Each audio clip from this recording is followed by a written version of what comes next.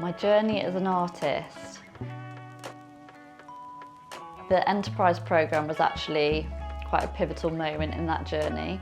It showed me that I didn't really need to follow this traditional artist trajectory, and it was with the help of my mentor. He really showed me that I could carve out my own pathway, and he really encouraged me to see the symbiosis between the artwork and my job and see how they might inform one another, and that was a really important moment for me. My name is Iona Rowland. I am a visual artist and I'm also a Philanthropy Manager at the King's Trust International. My artistic style, it blends painting and screen printing, so two quite different methods, which I think is interesting because I've got this duality in my life, and I think there's also this duality on the canvas between the two methods. I reference pop culture a lot in my work. I think pop culture is a sort of universal language that everyone can engage with. It's accessible, and I think you can use it to unpack quite complicated themes.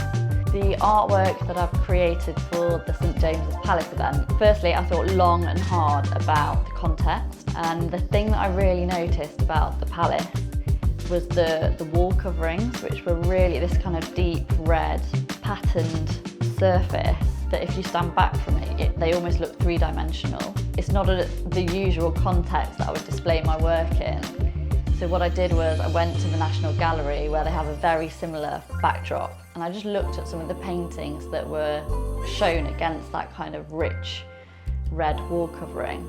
So I looked at what palettes were working, I looked at what compositions and what textures were working. You'll start to see a lot of the influences of the paintings that I saw that day coming through in this work. In terms of what's in the actual composition, the young woman at the forefront, she is from one of our Get Into programmes in Nigeria. And then just behind her, you have the James Sommerville motif that he created especially for KTI's 10th anniversary. And then here you also have a nod to those kind of rich red wall coverings in St James's Palace.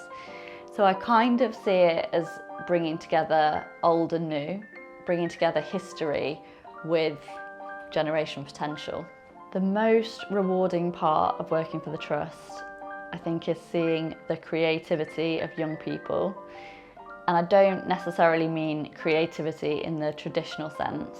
It makes me think of a young person who graduated from one of our programmes recently. He did 2 programmes in succession, and he took key learnings from one programme, key learnings from the other programme, melded them together, and in doing so, he's created a situation in which he's now completely thriving. It's almost like we're giving these young people the building blocks they need to build a more successful, more robust future.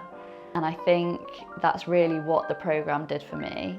You have agency over your own future. You can build it in the way you want to build it, and we're going to give you those building blocks, those tools, those materials, but it's up to you to sort of piece them together in a way that works for you.